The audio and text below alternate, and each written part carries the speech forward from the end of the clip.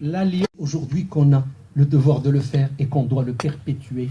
Parce que la religion nous intime le respect de toutes les communautés, nous intime à soutenir le faible et à protéger l'opprimé. Et c'est un devoir qu'on doit continuer à exercer et donc à perpétuer.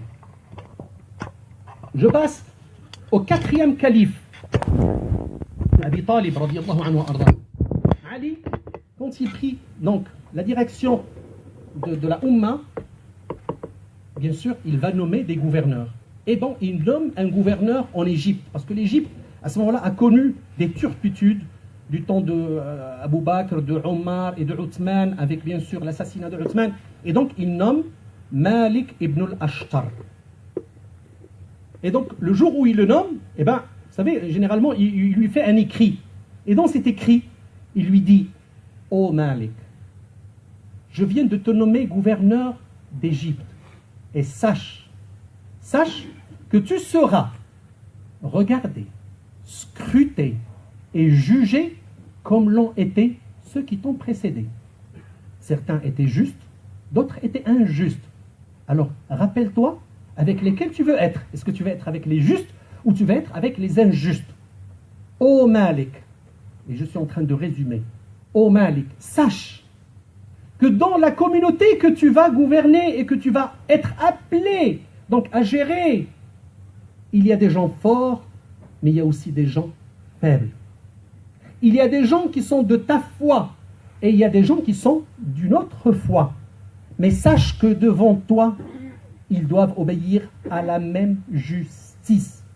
Alors, sois juste, sois clément et sache que ce que tu feras aujourd'hui en tant que justice, en tant que clémence, attends-toi devant le Créateur d'être jugé de la même manière. Alors, avance, fais ce que tu veux, de la manière où tu veux être traité dans le dollar. Lui a dit, aujourd'hui, tu gouvernes ces gens. Moi, je suis au-dessus de toi, c'est-à-dire, je te juge et je te suis. Et au-dessus de moi, il y a Allah qui me voit, qui me juge et qui me réserve quelque chose. Alors sache, quoi que tu fasses, je suis là pour te corriger ou pour t'encourager, parce que moi-même, je sais que je suis vu d'en haut et je serai jugé. Je ne veux pas être dans le delà, dans une mauvaise posture. J'ai essayé de vous résumer un petit peu ce qui se dit, ce qui s'est dit. Et après, bien sûr, il y a, je vais revenir à mon domaine, donc au soufisme. Les grands soufis, comment ils se sont manifestés? Comment ils se sont comportés dans ce vivre ensemble? Parce qu'ils le basaient essentiellement sur l'amour de l'autre. Et on se rappelle tous ce qu'Allah dit subhanahu wa ta'ala dans Surat al-Hujurat.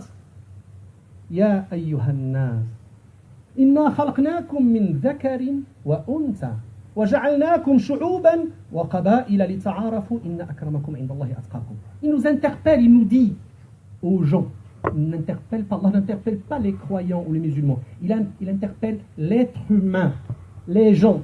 Il leur dit clairement, je vous ai fait de mâles et de femelles, et j'ai fait de vous des nations et des tribus. Pourquoi? Pour que vous vous entreconnaissiez. C'est quoi s'entreconnaître? Se connaître mutuellement, c'est d'abord dialoguer. Je ne peux pas vous connaître si je ne dialogue pas avec vous, si je n'échange pas avec vous, si je ne parle pas avec vous. Mais si j'établis un pont de communication avec vous, je parle avec vous, j'échange, je vous connais mieux. Si on se connaît mieux, on se respecte mieux. Et si on se respecte mieux, on peut s'apprécier mutuellement. Et si on s'apprécie mutuellement, pourquoi ne pas s'aimer mutuellement? Et c'est ça ce que les gens ont essayé de consacrer. Au point que certains ne voulaient même pas appeler l'autre l'autre. Ils l'appelaient ô moi. Il ne lui dit pas ô toi, il lui dit ô moi. Un des grands soufis du 3e siècle de l'Hégire, du 9e de l'ère chrétienne, c'est Abul Yazid al-Bastami. Abul Yazid al-Bastami était l'oncle de Al-Junayd. il disait Wallahi, Wallahi, la yuhibbanna al-mar'u akhahu hatta yunadihi ya ana. Il jurait. Quelqu'un ne peut pas réellement aimer l'autre s'il ne l'appelle pas au moi. Et je ne peux pas parler de cette position d'amour tellement profonde et importante sans citer un très beau poème de Maulana Jalal-Din Rumi. Maulana Jalal-Din Rumi parlait de cette position et il disait dans un beau poème, je vais le citer en arabe, قال للمحبوب لما زرته من بالباب قلت بالباب أنا قال لقد أخطأت في تعريف الهوى حينما فرقت بيننا ومضى عام ولما أتيته إلى الباب مهمنا قال من بالباب قلت انظر ليس في الباب إلا أنت ها هنا قال الآن أحسنت تعريف الهوى وعرفت الحب فادخل يا أنا.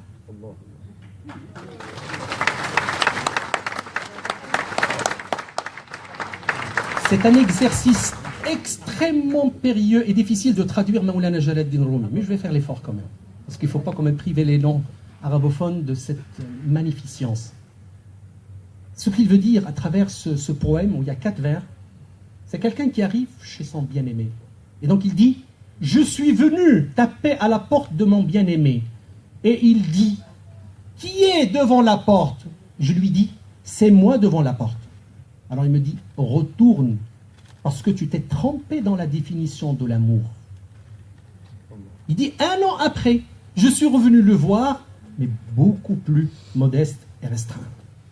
Et j'interpelle, je tape à la porte, il me dit, qui est devant la porte? Et je lui dis, regarde, regarde, il n'y a que toi devant la porte. Il lui dit, maintenant, tu as su définir le vrai amour, alors rentre au moi.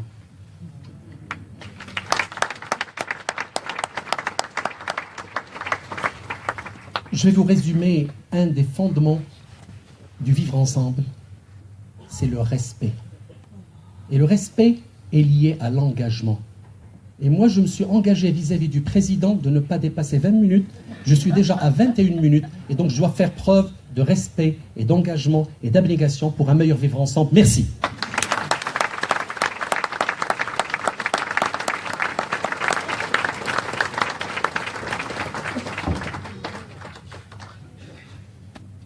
C'est nous qui vous remercions, professeur Voisin, pour ce parcours magnifique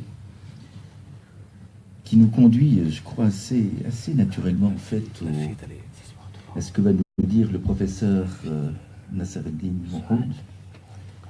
Vous enseignez aux universités de Msila, Borj, Sétif en Algérie. Pour vous également, il y a eu une période très généraliste avant que vous ne vous consacriez entièrement à l'étude de l'islam, et en particulier aujourd'hui de la poésie soufie et de la manière dont cette poésie est codée pour que ceux qui la rédigent puissent exprimer tout ce qu'ils veulent partager de leur intuition mystique. Il faut dire que vous êtes lié au soufisme depuis votre plus tendre enfance, que vous en êtes aujourd'hui encore porteur.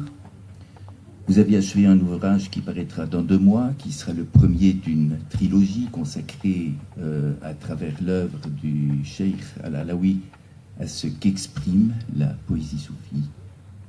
Je donne la parole. Je vous remercie. Mesdames et messieurs, bonjour. Je veux tout d'abord remercier Sidi Khaled et toute l'équipe Aïssa de m'avoir invité à ce congrès pour la célébration de la nouvelle année 2018, ainsi que la célébration de l'institution de la journée internationale du vivre ensemble en paix par les Nations Unies le 8 décembre dernier. J'ai été invité pour ma part à aborder la dimension du vivre ensemble dans la tradition soufie.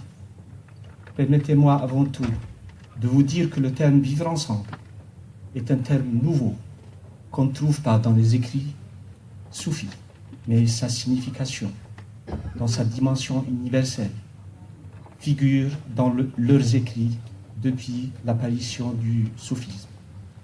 Donc parler de ce sujet est une tâche redoutable, surtout pour un novice comme moi. Je débute mon intervention par le célèbre hadith, dit hadith de Jibril, rapporté par Omar, et qui englobe la religion. Il décrit ces trois niveaux qui sont l'islam, la soumission, l'iman, la foi, et l'ihsan, la perfection ou le bel agir. De nombreux hommes de religion, des théologiens et des chercheurs ont essayé de commenter ce hadith. Et parmi eux, il y avait les soufis qui ont eux aussi donné une interprétation très courte, mais qui est très significative. Ils disent que l'islam, c'est toi et moi. La foi, toi c'est moi et moi c'est toi. Et la perfection, ni toi, ni moi, mais c'est lui. Essayons de développer cette citation et commençons par le premier palier, qui est l'islam, ou toi et moi. Nous savons bien que chacun de nous a une personnalité, un caractère, un style, une manière de penser. Il a des biens, mobiliers et immobiliers. Il a également une famille et des amis. Toi ou moi, ou l'autre, est libre. Il peut agir ou ne pas agir, de faire ceci ou cela, d'accomplir ainsi par soi-même des actions délibérées. Par libre arbitre, chacun dispose de soi. La liberté implique la responsabilité. La liberté implique la possibilité de choisir entre le bien et le mal. La liberté rend l'homme responsable de ses actes, dans la mesure où ils sont volontaires.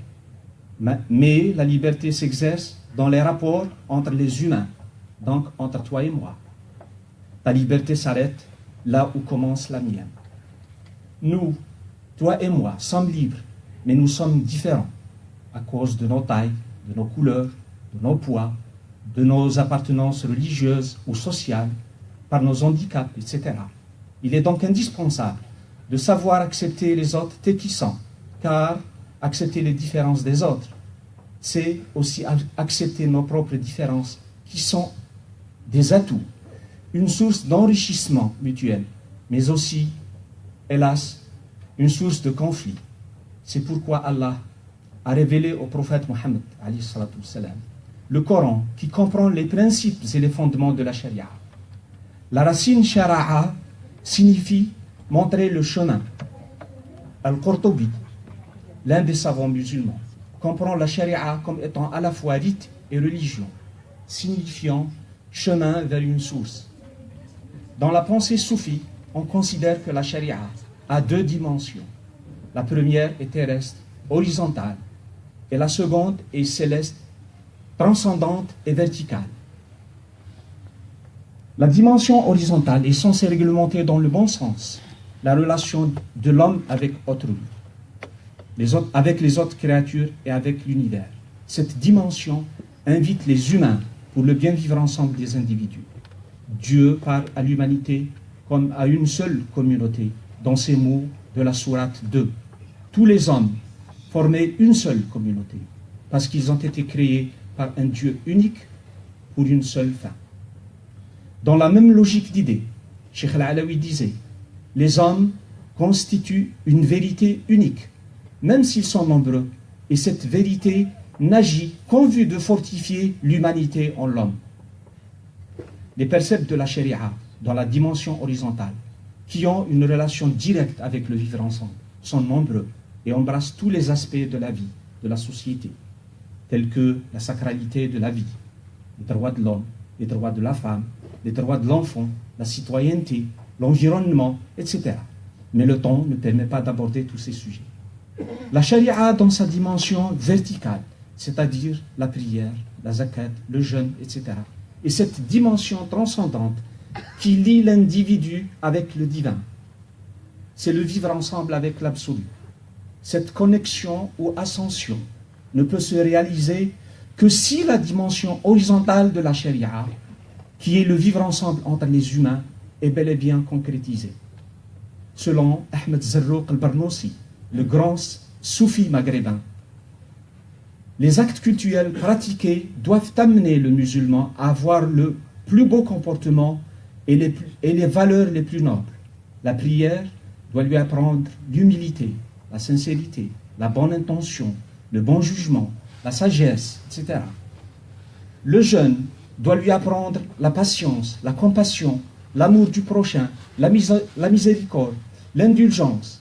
La zakat doit lui apprendre le partage, la générosité, l'altruisme, l'entraide.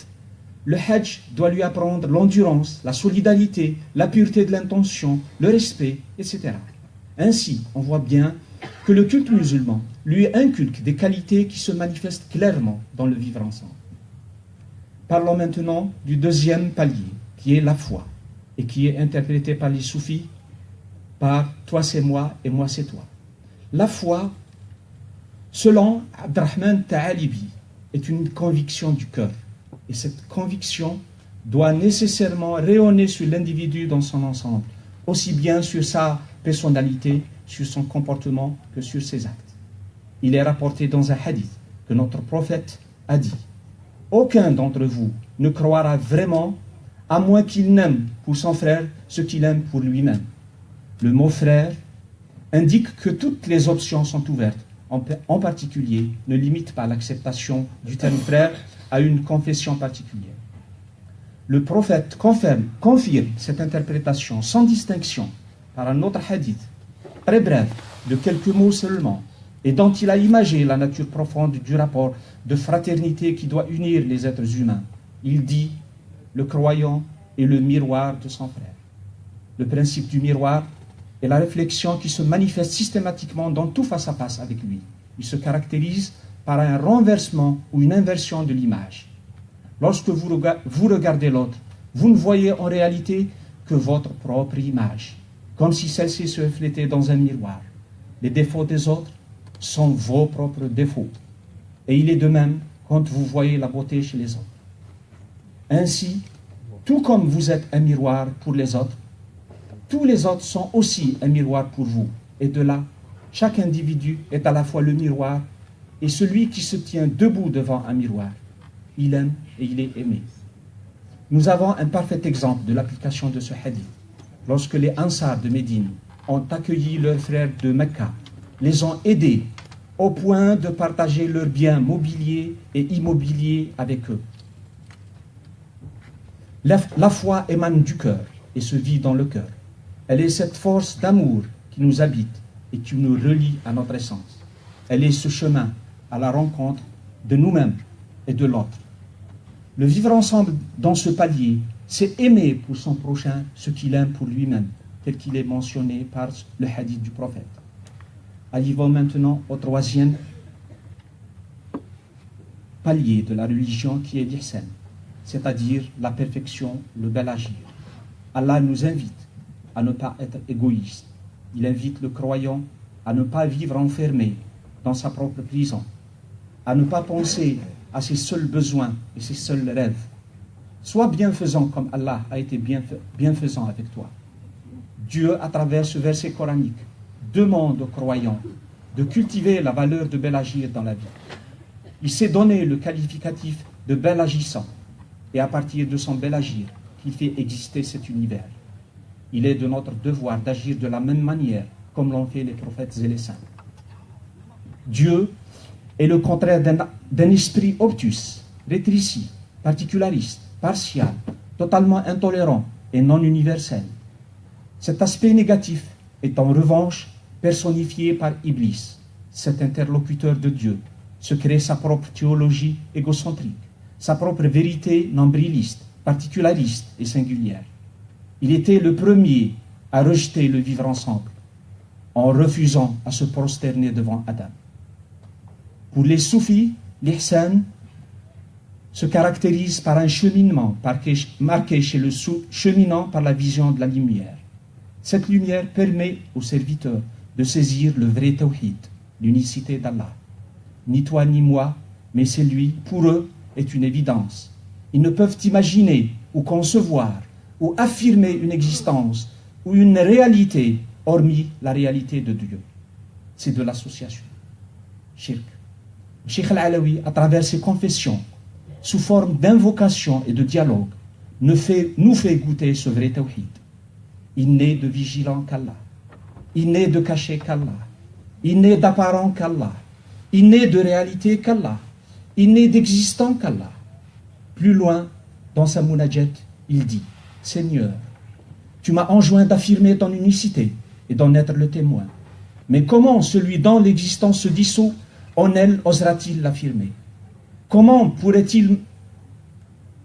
pourrait-il pas l'affirmer alors que tu es témoin de toutes choses? Seigneur, comment affirmer ton unicité alors qu'elle m'efface? Comment ne pas l'affirmer alors qu'elle m'affirme? Comment te connaître, toi l'intérieur de toute chose, de toute forme? Comment ne pas te connaître, toi l'extérieur de toute forme? Révèle.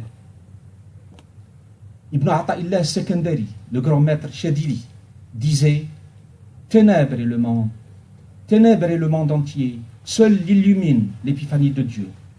Ibn Arabi considère l'univers comme une imagination et une illusion, et parfois comme une ombre ayant une existence spirituelle. Par exemple, il dit dans son livre Fusus al-Hikam, l'univers n'est qu'une illusion, ou encore, l'univers est sûrement une imagination, mais il est réel en réalité. Celui qui a compris cela a saisi les secrets de la vie, a saisi les secrets de la voie, pardon. إنما الكون خيال وهو حق في الحقيقة كل من قال بهذا حاز أسرار الطريقة. Cheikh Al-Alawi disait, ô voyant, si tu n'es pas trop ébloui, considère dans la création qui est manifeste. Si tu réponds, c'est Dieu le très informé, nous te dirons, voilà ce secret. Revenons à Ibn Ata'illah, qui dit, nous ne voyons aucunement les créatures, assurait-il. Y a-t-il dans l'univers quelqu'un d'autre que Dieu, le roi, le seul réel? Lorsque tu regardes les créatures de l'œil de la clairvoyance, poursuit-il, tu remarques qu'elles sont tous comparables aux ombres. Dieu, pour le connaissant, est comme le soleil, qui se manifeste dans tous les êtres vivants et dans tous les objets. Shams Tabriz le mentionne dans ses vers. Quand le soleil de son visage devint manifeste, les atomes des mondes commencèrent à apparaître. Face au soleil de la présence divine, la créature n'est qu'une ombre. Voilà Cheikh Adda Ben Tounes qui dit, vous êtes le soleil qui ne cesse d'illuminer les mondes. Bien avant, dans son diwan, il développe ce contraste de soleil et de l'ombre en disant, l'univers et son principe même est aboli par l'essence divine, apparent grâce à sa lumière, telle une ombre étendue. Pardonnez-moi, je ne veux pas entrer dans la polémique de certains chercheurs, orientalistes et autres, résumés entre les deux formules. Tout est lui et tout est de lui, c'est-à-dire entre le concept de Wahdat al-Wujud, unicité de l'être, et Wahdat al-Shuhud, unicité de la vision. Mais je fais allusion, et sincèrement, à la manifestation de Dieu qui se fait dans le cœur du connaissant, parvenu à l'anéantissement de soi, dû à l'ivresse spirituelle, al-fana, où le jeu n'est que néant, seul lui apparent et vivant.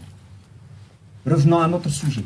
Ce que je veux dire, c'est que le vivre ensemble dans le troisième palier, c'est vivre avec le divin, et où les créatures sont des irradiations de Dieu.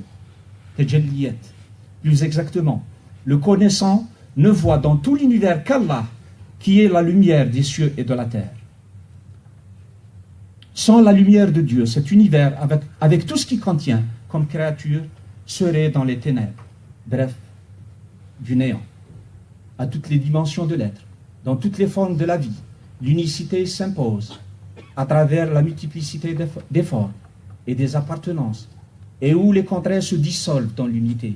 Cette multiplicité se déploie graduellement à partir de l'unicité divine par une succession ininterrompue de théophanies et qui prennent des formes innombrables.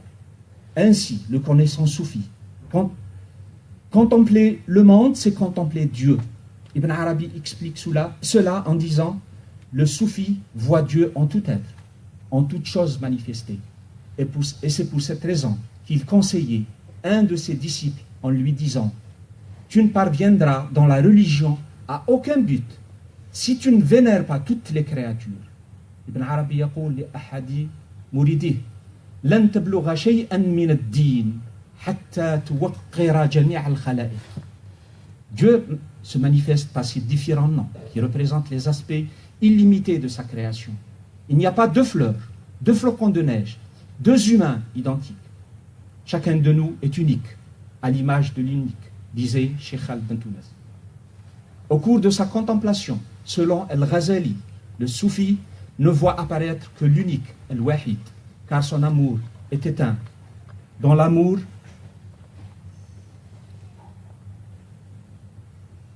est éteint, car son amour est éteint dans l'amour de son bien-aimé, jusqu'à ce que chaque parcelle de son corps soit habitée spirituellement par son bien-aimé, jusqu'à ce que le lien de cet amour ne laisse place à la séparation d'avec son bien-aimé, jusqu'à ce qu'il ne voit que son bien-aimé, et jusqu'à ce qu'il n'entend que la parole de son bien-aimé.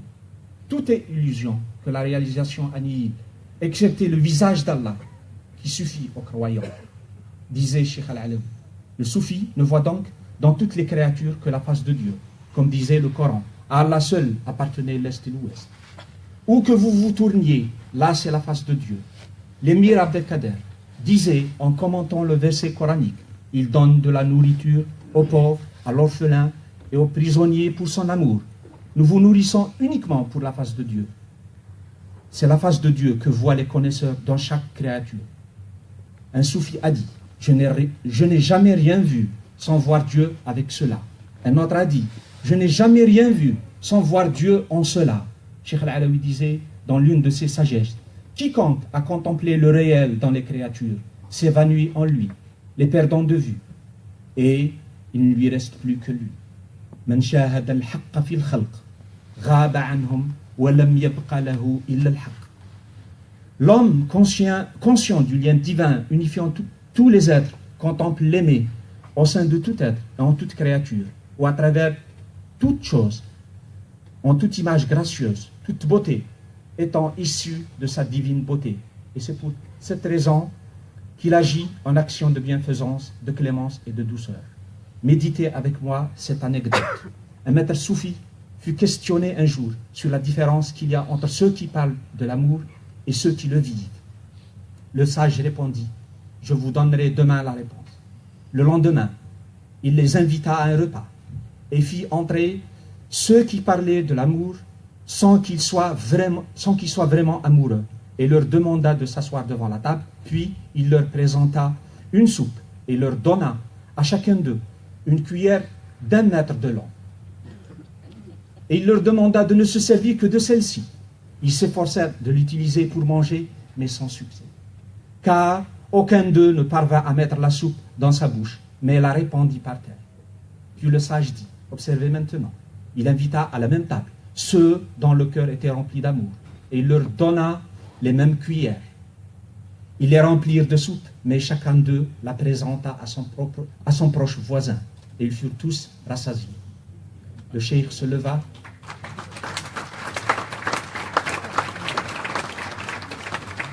Le cheikh se leva et leur dira, celui qui pensera uniquement à lui-même devant la table de la vie aura toujours faim.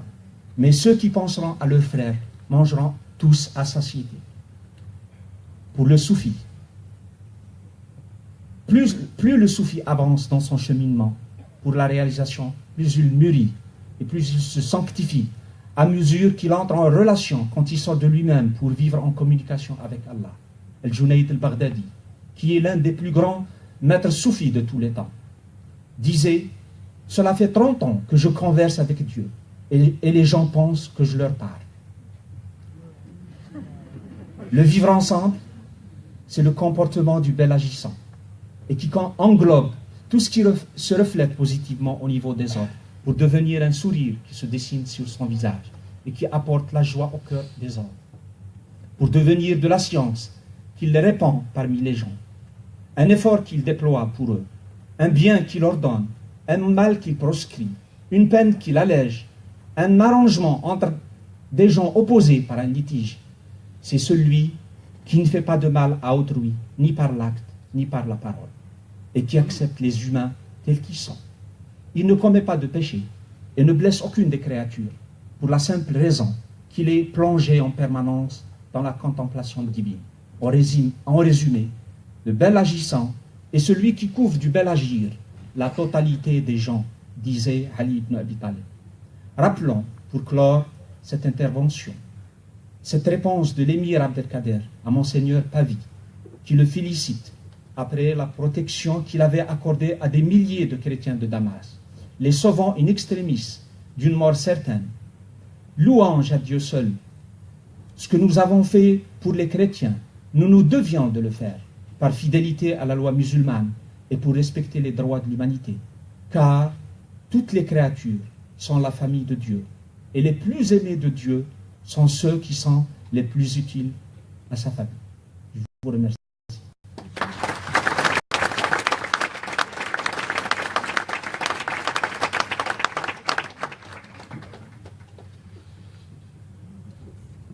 Professeur Mouroum, il y a quelque chose qui n'est pas prévu dans les tables rondes d'habitude, c'est un silence pour pouvoir digérer, pour pouvoir entendre la manière dont ce qui a été dit résonne en soi.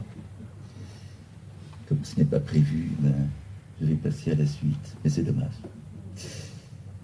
C'est dommage pour le silence, mais c'est heureux pour la personne que nous allons entendre, Mohamed Ben Khalifa, qui a été porteur aux Nations Unies du projet de la Journée internationale du vivre ensemble.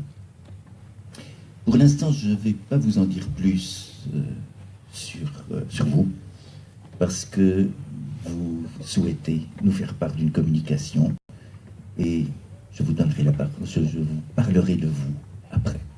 Je vous en prie. Merci beaucoup. Bonjour à tous.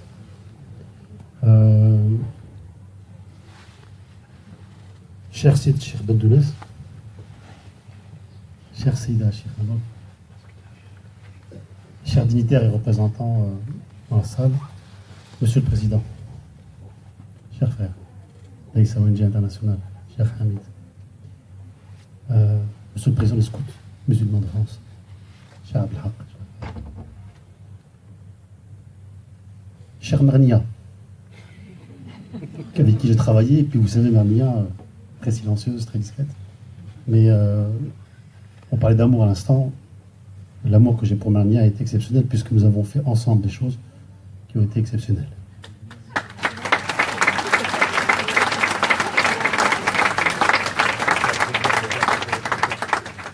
Cher Tuline que j'ai rencontré dernièrement, qui est à l'origine de la rencontre, en tout cas avec Cheikh Anor, chers frères et sœurs, noble assemblée. Alors, je suis parti de New York, encore dans le décalage horaire, à l'invitation de notre cher Bendounes, et j'ai eu l'insigne privilège, lors de mon passage professionnel en Turquie, d'être reçu en sa demeure à Istanbul par Seyida Cheikh Anor, et de communier en fraternité à Konya, sur la tombe des maîtres Shemseddin Tebrizi et Jalaluddin Rumi. J'ai entendu aujourd'hui des choses d'une force et d'une puissance particulière. Effectivement, le silence aurait été de mise. Mais qu'il me soit permis de vous dire que je suis honoré d'être parmi vous aujourd'hui, ici, d'abord en mon pays, la France, en la présence du parfum et des effluves, du parfum et des effluves saintes et des maîtres ô combien vivants de la tariqa Alaouia et Mevlevi. Cheikh Zani, vous y êtes aussi. Alors, de l'improbable et chaude rencontre, un certain 11 novembre 2011 à Montréal, avec l'inestimable, à la réalité froide des institutions politiques et diplomatiques des Nations Unies, on peut dire qu'un long chemin a été parcouru, somme toute, en si peu de temps. De l'utopie à l'irréversible, de l'espoir au palpable, du Cheikh Alaoui bien avant, au Cheikh Bentounes, et pour toujours, d'Oran, ma ville natale, à Cannes, en passant par New York. Toute une sacrée aventure. Que dis-je, cher Cheikh, une incroyable destinée. Merci à toute cette intelligence au souffle inspirant et à cette force, à l'imagination créatrice. Sans oublier aucun. Aucun. Des penseurs aux acteurs. Des stratèges aux mains silencieuses et discrètes. Des rédacteurs aux orateurs. Du shirk au monde.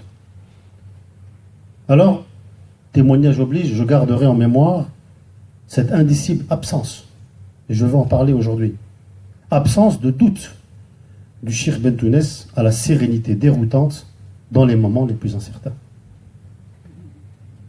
Mais aussi, encore une fois, le sourire libéré et plein d'émotions de Mernia le jour J à 12h17 et ses accolades fraternelles. Ou encore, la joie partagée de mes équipes jubilant de joie. Et je voudrais parler de ces agents qui nous mettent en contact avec les grands. Je voudrais parler de ma sœur Halima Msbah, amie et collègue déterminante par la présence et qui m'aura permis de faire une partie de ma destinée auprès du Cheikh Bentounes. Halima, je sais que tu es à Montréal et que tu nous écoutes. Merci infiniment.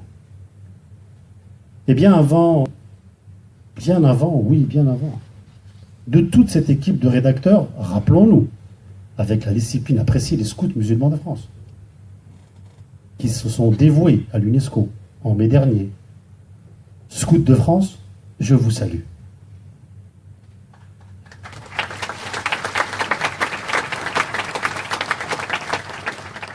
Ou encore, et je tiens à le dire, tout simplement de ces yeux brillants de vie, de ces volontaires comme Alexandre ou Saïda, venus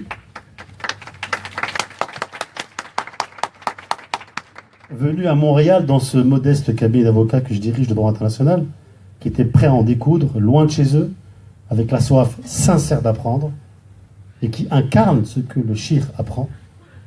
Saïda, Alexandre, je vous aime.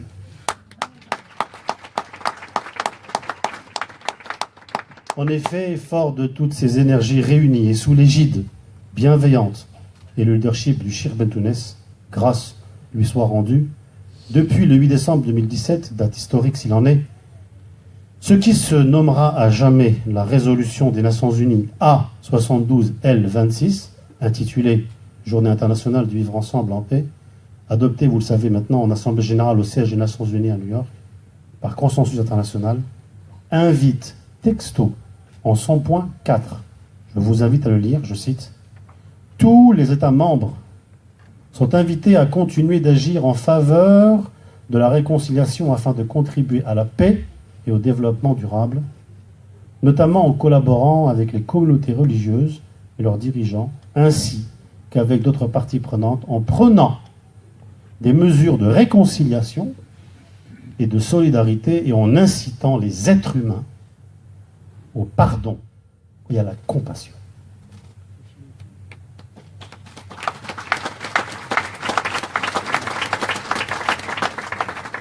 Lors de la rédaction, bien évidemment, nos équipes qui ont participé à la rédaction, on avait tenu à se battre, puisque nous parlerons après comment s'est passée la réalité du terrain, mais il n'en est pas moins que nous parlons de pardon et de compassion. Voilà deux termes hautement chargés, spirituels, qui se retrouvent enchâssés tel un diamant ciselé dans son écrin au cœur d'une résolution des Nations Unies qui parle de vivre ensemble en paix. En 19 années d'expérience auprès des Nations Unies, autant vous dire que c'est du jamais vu.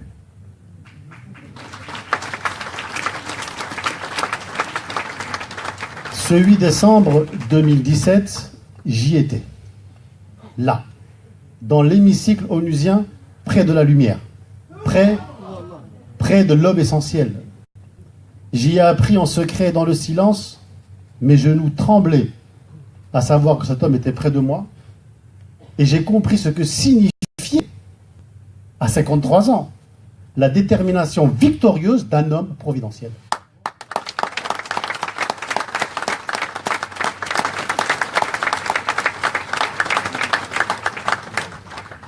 J'ai vu de mes yeux vus ce que veut dire énergie créatrice.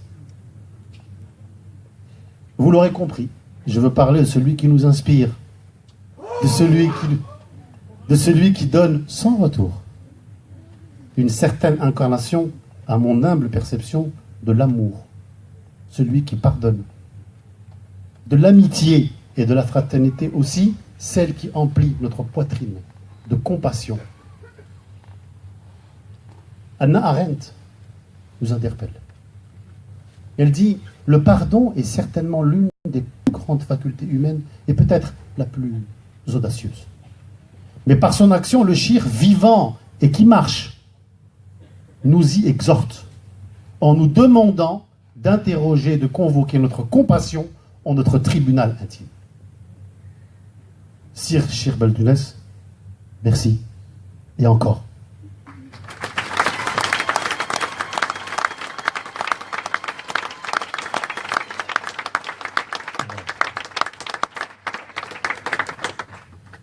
Alors maintenant, nous voilà ainsi toutes et tous investis d'une responsabilité, pour le moins, toute particulière. Et notamment celle de donner corps, non seulement tous les 16 mai, à cette importante journée internationale, mais également de faire toute l'année durant écho du message qui se veut force d'action et nécessité poignante face aux défis qui appellent, toute génération confondue, notre humanité à sortir de l'immobilisme et de l'indifférence devant les innommables atteintes à la vie, les atrocités et l'obscurantisme y afférents. La paix n'est pas absence de guerre, nous dit le maître. Elle est un état d'être, insiste-t-il. Avec la même abnégation, il nous parle de désir de paix. Désir de paix. Le mot est lâché, plus qu'un slogan, un savoir-être en soi pour l'autre. Tel le maître Lévinas, maître du Talmud. Il est à dire que le désir d'un être, comme celle d'une cause, naît dans un être à qui rien ne manque. Ou plus exactement, il naît par-delà tout ce qui peut lui manquer ou le satisfaire. Autrement dit, le désir élève à l'autre et nous donne existence. Il trouve sa source sur une largesse magnanime qu'on ne peut toucher que dans la démesure, ivre et sobre à la fois. L'être désirant ne saurait être dans l'insatisfaction. Et cela parce qu'il convoite l'infini en aspirant à ce qui le dépasse. Alors est-il utile de rappeler que le désir de paix nous oblige tous, m'oblige, vous oblige. Il s'agit donc ici de s'adresser à toutes et à tous, au monde de l'influence, aux acteurs de terrain, à toute partie prenante et davantage à toutes ces bonnes volontés qui foisonnent dans cette jeunesse, à cette conscience vive et éclairée, avec l'esprit de conquête des cœurs invoquants et priants pour un vivre ensemble en paix. Car nous savons, comme Simone de Beauvoir, que la jeunesse a horreur des vaincus. Vaincre la peur et conquérir la paix avec désir.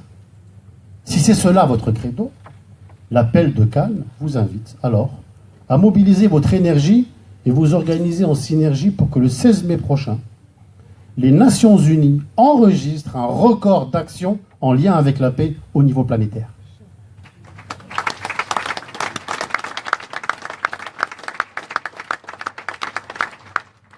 Je me chargerai, de par mes fonctions, de ma proximité avec les Nations Unies, de le faire savoir, toujours en secret et en silence. Cela fait partie de mon humble mission. Shir Beltunes, vous pouvez compter sur moi.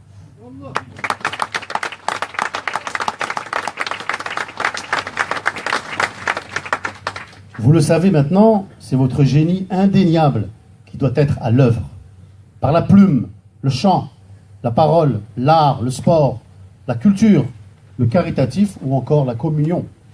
Il est à faire acte de démonstration de la magie qui vous habite. Du désir de paix dont chacun et chacune de vous est dépositaire. L'ONG, dirigée par mon frère Hamid, se chargera de faire la coordination avec toutes les parties prenantes actives. Vous l'aurez compris, en ce dernier jour de 2017, l'appel de Cannes, qui trouve sa genèse dans la déclaration de Paris du 19 mai 2017 d'Aïssa, ONG internationale, qui a vu naître le réseau Synergie 17 ODD, est plus que jamais la mobilisation dès demain, premier jour de 2018, du réseau, et la partie qui reste à nourrir et à accomplir, en s'appuyant, comme le grand poète René Char, sur l'idée que l'inaccompli bourdonne l'essentiel. Alors, pour conclure, Enfin, puisque c'est l'usage et parce que c'est déjà demain, je finirai par vous souhaiter une bonne année, pleine de réalisations salvatrices, de rencontres magiques comme celles que j'ai pu avoir, et bien sûr d'amour. Je vous remercie.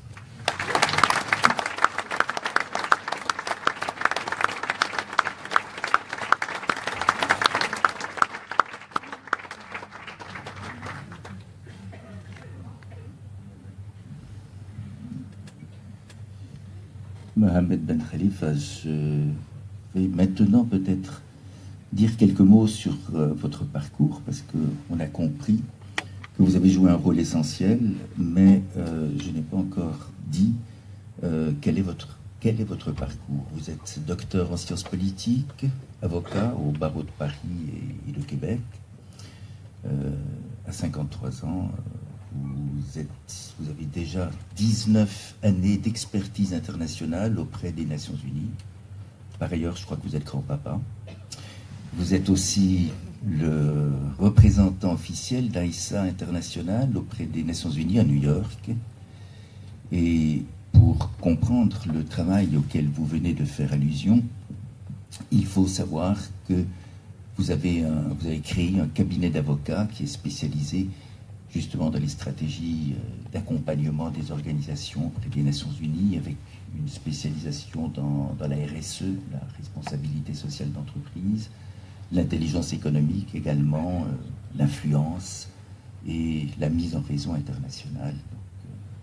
Donc, vous étiez véritablement l'homme de la situation.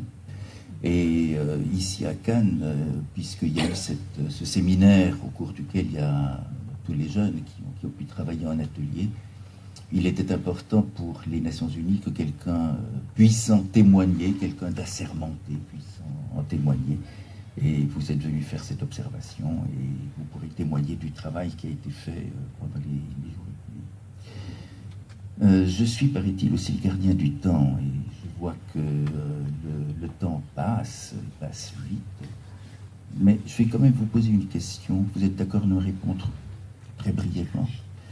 Je me demandais, quand vous avez mis quelques mois à avoir ce résultat d'une déclaration des Nations Unies, d'une résolution de l'Assemblée Générale des Nations Unies, il me semble que d'habitude c'est plus long, même beaucoup plus long. Ça se passe comment? En quelques mots, c'est un travail qui se passe comment? On ne vient pas en disant simplement, voilà, j'ai une déclaration, est-ce que vous êtes d'accord d'adopter? Ça se passe simplement. D'abord, il y a la baraka du Shir. Je veux dire, c'est aussi simple que ça. Les portes s'ouvrent plus rapidement que d'habitude. Donc ça, c'est un élément qu'il faut mettre en compte. En tout cas, moi, c'est ma foi, c'est comme ça. Il y a le Ta'utret al-Walidin, c'est-à-dire en gros la bénédiction des parents. Et je voudrais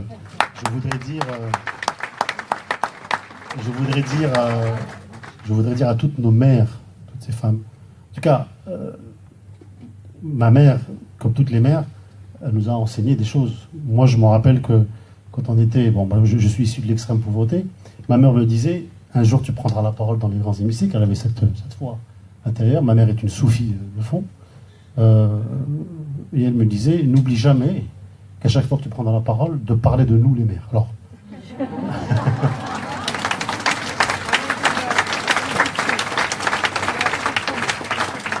Donc nos mères jouent un rôle même dans l'au-delà, et elles jouent d'abord le rôle, même quand elles sont vivantes, au quotidien, et il faut juste se connecter à cette réalité de la baraka du Shir, la baraka de nos parents, notamment nos mères, bien sûr nos pères, mais j'insisterai sur nos mères quand même, pour être sincère, et puis bien évidemment la foi dans une action. C'est sûr que quand le Shir vient me rencontrer à Montréal, quand il me parle, d'abord il me convainc, c'est la conviction du Shir.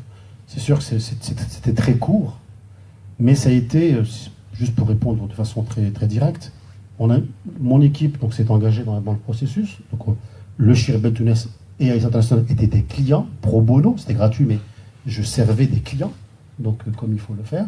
J'ai pris le challenge, j'ai rassemblé 24 experts mondiaux. Faites le calcul, 24 experts mondiaux au quotidien qui sont armés pour aller aux Nations Unies. Pourquoi 24? Parce que 24 x 8, ça fait 192, il y a 193 pays, donc il fallait que chacun puisse gérer au moins une partie des pays. Moi, j'ai pris les pays que j'estimais les plus stratégiques, comme la France, etc. Donc, un travail au quotidien. Vous savez, sans le cacher, il y a du lobbying, qu'il faut rassurer les uns et les autres. Il y avait des gens qui étaient opposés à cette déclaration. Bon, il y a un travail qui est fait. Eh bien, écoutez, si vous faites le calcul, c'est 40 heures par mois. Ce n'est pas grand-chose pour le cabinet par personne, mais ça fait comme à la fin 25 000 heures de travail.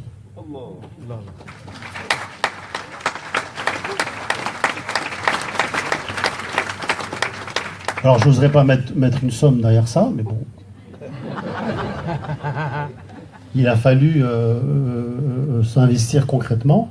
Mais ce que nous avons gagné, et bien encore une fois, j'insiste, on a gagné la bénédiction, ce qui est inestimable. Je crois que la bénédiction, en tout cas, moi, je découvre le soufisme à l'âge de 24 ans.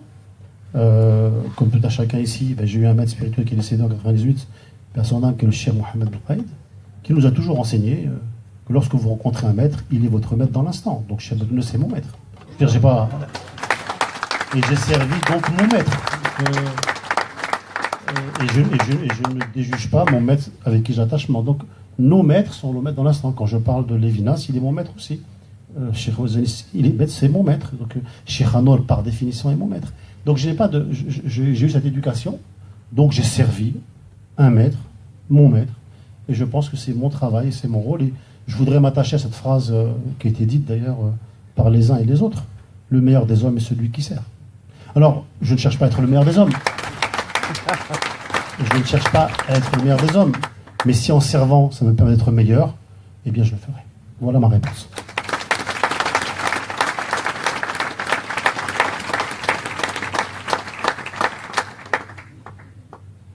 Merci beaucoup. Je salue au passage monsieur le sous-préfet, Stéphane Daguin, qui s'est joint à nous. Pas encore, qui va se joindre à nous. Donc je le saluais par anticipation. Mais il m'en excusera certainement. Je crois que nous arrivons au moment clé, qui est le moment de la conclusion de cette table ronde. Je ne vais pas avoir la prétention de présenter le chef Adel Bentounès. De la parole. Merci, Monsieur le Président. Je crois que la première des choses que je souhaiterais dire, c'est d'abord remercier tous ceux qui sont présents et aussi les absents qui nous regardent à travers aujourd'hui la technologie de communication à travers le monde. Et ils sont quelques milliers quand même. Et je voudrais rendre grâce à Dieu qui nous a rendus dignes de pouvoir semer cette espérance dans le cœur de chaque être, sans distinction de race, de religion, de pays, et de faire en sorte qu'elle puisse germer. Parce que si on a aujourd'hui la graine, rien ne nous assure que cette graine va donner des fruits. Donc le travail, c'est le travail qui nous attend tous, sans exception. Si nous souhaitons laisser un témoignage de notre bref séjour qu'on appelle la vie terrestre. On a beaucoup aujourd'hui parlé du soufisme. Moi, je ne voudrais pas me faufiler ou dans ce que vient de nous décrire tous ceux qui m'ont précédé. Je les remercie. Ils ont, dans la mesure du possible, essayé de nous décrire cette tradition, cette culture, cet enseignement de la dignité humaine, du rapport à l'autre et surtout du bel agir. Mais je commencerai déjà par parler du capital qui personnellement me tient à cœur. C'est nos enfants et nos petits-enfants. Pour moi, l'humanité se succède de génération en génération. Et l'échec d'une génération peut provoquer une escalade chez les générations qui viennent après nous. Nous avons une responsabilité humaine, morale, spirituelle, religieuse, pour ceux qui ont la foi. Mais nous avons surtout une responsabilité vis-à-vis de notre propre conscience, en tant qu'être, en tant qu'individu, de pouvoir, à notre tour, semer l'espoir dans les générations à venir. Le gendre du prophète, Ali ibn Abi Talib, radiyallahu ta'ala, disait: éduquez vos enfants pour leur époque, pas pour la vôtre. Nous, jusqu'à présent, on n'a parlé que de la nôtre. On a très peu parlé de leur époque et ce qui les attend. Comment les préparer à un monde qui est aujourd'hui sans frontières, sans limites, mondialisé, globalisé, qu'on appelle le village mondial, dans un monde qui se rétrécit, où la vie elle-même se trouve pour beaucoup d'espèces menacées. Ils ont vu le premier jour un film, nous l'avons vu ensemble avec eux. C'était un film qui n'invitait pas à l'optimisme, mais plutôt au pessimisme. Et c'est en cela que nous sommes responsables de cette transmission. Parce qu'une humanité qui ne transmet pas, c'est une humanité déjà morte. Oui, en tant qu'homme, en tant qu'espèce, nous pouvons continuer, mais sans humanité. Nous allons être de plus en plus déshumanisés. C'est l'inhumain qui va l'emporter sur l'humain en nous.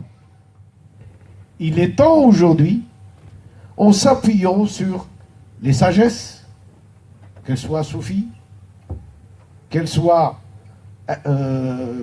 indiennes, qu'elles soient chrétiennes, qu'elles soient juives, qu'elles soient laïques, pour pouvoir cultiver une humanité capable d'être transmise avec des valeurs aux générations à venir. Ce qui me vient à l'idée, c'est que c'est pas en grimpant sur les sommets de l'Himalaya qu'on peut le faire comme nous le faisons aujourd'hui.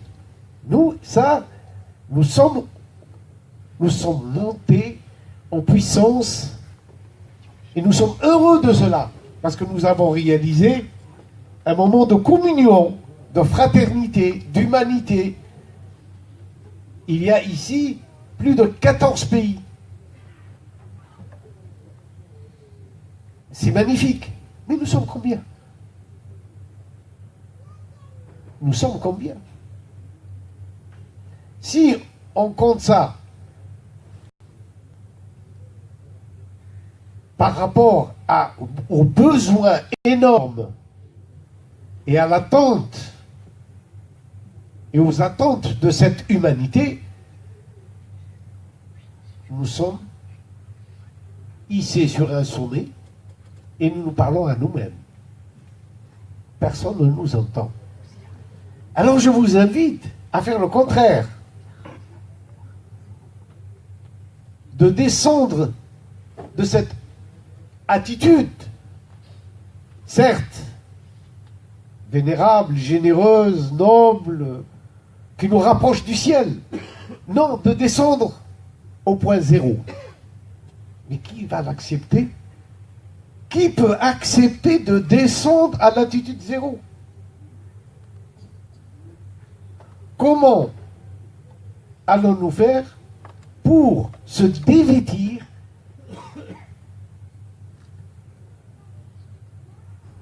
de toutes ces choses par lesquelles nous sommes aujourd'hui vêtus? Nous avons parlé de vertu, nous avons parlé... Mais est-ce que ce langage-là, il est compris par combien de millions de jeunes dans le monde? Ils sont 50% de l'humanité et nous sommes 7 milliards et demi. Qui va comprendre notre message si on le hisse à ce niveau-là? Si on ne le ramène pas à l'attitude zéro. Et pourquoi l'attitude zéro? C'est très simple. L'attitude zéro reçoit tous les effluves, tous les rivières, tous les fleuves, mais tous les égouts du monde entier. Sommes-nous capables d'être à cette attitude?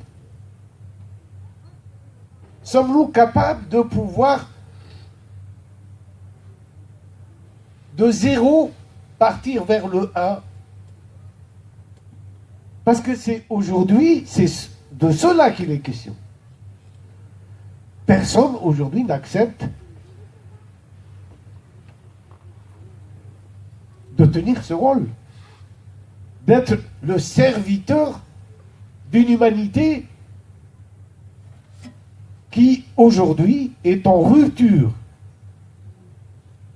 de sens et qui va peut-être demain l'être davantage. Je ne voudrais pas faire de catastrophisme, mais il suffit seulement de regarder, d'écouter, d'ouvrir les yeux pour voir que le monde change à une vitesse grand V. Que nous vivons des moments où il y a une accélération et une cassure dans les sociétés, entre pauvres et riches, entre ceux qui possèdent la technologie et ceux qui ne l'ont pas, entre ceux qui meurent parce qu'ils mangent trop et ceux qui meurent parce qu'ils n'ont pas de quoi manger, etc., etc. Donc cette disparité qui fait que une élite au sommet, donc le pyramidal, possède les avoirs, les pouvoirs et distribue les richesses. Alors par quelle magie, quelle philosophie, quelle religion, quelle spiritualité allons-nous revenir à la base du cercle, qui est le point zéro? Pour éduquer, enseigner, éveiller notre jeunesse à ce qu'elle ne fasse pas la même erreur que nous. L'erreur que font tous les égaux. Nous avons été éduqués dans des écoles qui nous ont dit il faut partir vers le sommet. Si vous voulez réussir, c'est là-haut qu'il faut être. Parce qu'en bas, vous allez être écrasés. Et nous avons tous souscrit avec nos grandes écoles, avec nos grandes universités, et tous nos politiques, nos dirigeants, nos enseignants, nos écrivains, nos savants, sont sortis de cette école d'opposés. Que le meilleur gagne. Mais le meilleur en quoi? En humanité? Là, c'est une question. ne veux pas dire que tous les savants n'ont pas d'humanité, loin de là. Ou que tous les politiciens n'ont pas d'humanité, loin de là. Mais ce n'est pas l'école. Ce n'est pas cette voie-là qui nous pousse à aller dans cette direction. Il n'y a pas d'université qui enseigne la paix. Il n'y a pas d'université qui enseigne comment éduquer nos enfants à gérer les conflits. On a parlé de cette humanité, de cette diversité. Nous sommes heureux et de la vivre et de partager des moments comme cela où il y a les musulmans, les chrétiens et d'autres, des bouddhistes qui étaient avec nous, des juifs.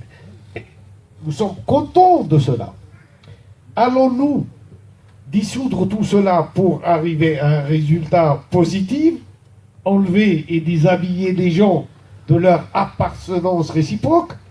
Non. Mais alors comment faire? Et là, nous sommes obligés de nous poser la question qu'il est arrivé un moment où nous devons faire un saut qualitatif par l'éducation, encore une fois. Et une éducation d'éveil qui interpelle l'être humain et nourrit sa conscience pour qu'il puisse faire face aux défis qui l'attendent. Je n'ai pas la recette, malheureusement. Mais je crois que l'initiative qui a été prise symboliquement de faire de cette journée du 16 mai de chaque année une journée internationale du vivre ensemble, c'est une clé peut-être qui nous permet d'ouvrir une porte, une nouvelle voie, une nouvelle réflexion, un cheminement nouveau. Et ce qu'il nous faut aujourd'hui, c'est comment donner corps et âme à ce vivre ensemble, par l'éducation. Je ne vois pas autre chose. Je ne vois pas de remède autre que par l'éducation des maîtres. Sinon, nous perdons notre temps à nous glorifier, à nous jeter des fleurs, si vous voulez, mais le temps, aujourd'hui, presse. Et notre génération, aujourd'hui, chaque jour qui part, c'est un jour qui ne revient pas. Et chaque mois qui part, c'est un mois qui ne revient pas. Et chaque année qui part, c'est une année de moins. Et nous sommes tous heureux et contents de fêter le dernier jour de l'année 2017, mais c'est une année de moins. Donc nous devons être plus conscients encore. Parce que nous n'aurons plus ni l'énergie, ni l'intelligence, ni la santé de pouvoir donner ce qu'on souhaite donner. L'urgence, elle est là. Quelqu'un hier, je fais une petite diversion, quelqu'un m'a demandé mais pourquoi le 16 mai? Je lui ai dit, le 16 mai, c'est pas nous qui l'avons choisi. Il est tombé du ciel. Parce que nous, on avait donné certaines dates, et la date qui me semblait être la meilleure, c'était le 21 septembre, où on avait institué le prix Émir Abdelkader, qu'on remet tous les 2 ans. Mais d'où est sorti ce 16 mai? Moi-même, j'ai essayé de comprendre. Et les responsables, si vous voulez, les hauts fonctionnaires de l'ONU m'ont dit, mais ça, c'est sorti du débat entre les États qui ont dit, non, non, cette journée est une journée tellement importante qu'il faut trouver une date qui convient à l'hémisphère nord et l'hémisphère sud. Parce qu'elle doit être fêtée dehors avec si vous voulez, en plein air, Et il faut que la saison corresponde. Donc le 16 mai est le début de l'automne dans l'hémisphère sud. Et c'est le printemps dans l'hémisphère nord. Mais personne n'avait supposé que le 16 mai aussi, et le 16 mai 2018, c'est la création de la SDN à Genève. Un siècle, exactement. La première tentative de réconciliation des États du monde, et qui a échoué. C'est un signe. C'est le 16 mai que la SDN, pour les jeunes qui ne connaissent, peut-être qu'il faut qu'ils aillent sur Internet pour savoir qu'est-ce que c'est que cette première instance mondiale qui a essayé, après la Première Guerre mondiale, d'éviter à l'humanité cette atroce souffrance inutile. Et elle n'a pas réussi. Donc c'est des clins d'œil, c'est des signes. Mais d'autres ont vu autre chose. Ah, le 16 mai, mais c'est la fête de la lumière dans plusieurs traditions. C'est la fête de la lumière. Donc, c'est aussi un signe, un clin d'œil. C'est une lumière qui nous est envoyée. Je ne vais pas vous citer tous le 16 mai, ce qu'il représente dans l'histoire, parce qu'il y en a beaucoup. Il y a Jeanne d'Arc, il y a beaucoup de choses. Donc, aux jeunes d'aller faire des recherches et ils trouveront bien peut-être plus de choses que moi. Mais pour revenir à nous-mêmes, il faut faire de ce 16 mai, comme vient de le dire moi. Même si on ne peut rien faire, ne serait-ce qu'allumer une bougie.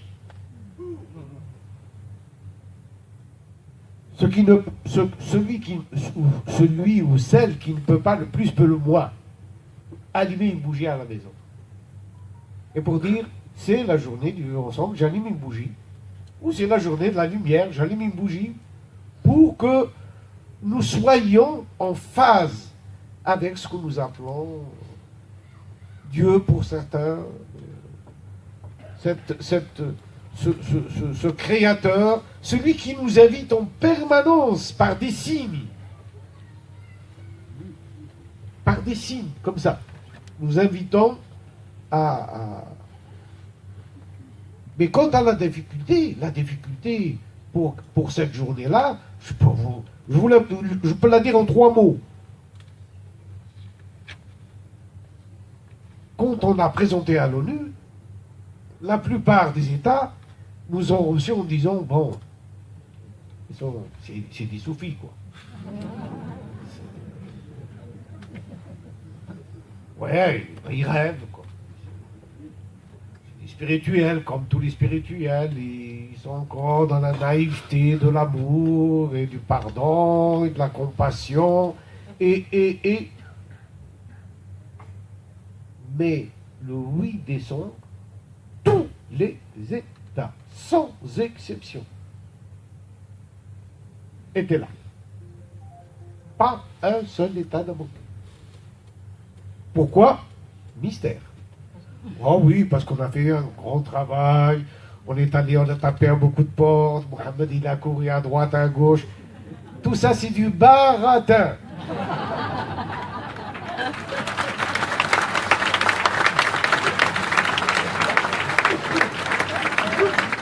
Qu'est-ce qu'on faisait à New York? Mohamed avait trouvé un café qu'il avait appelé le café du Chir. Tu dis pas ça, hein? Tu vois que je révèle des secrets. Et on allait de temps en temps prendre un bon repas, un bon café. Et ça se passait,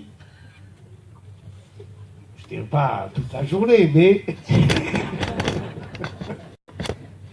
mais c'est là qu'on se fait rendez-vous et qu'on bavardait, on bavardait.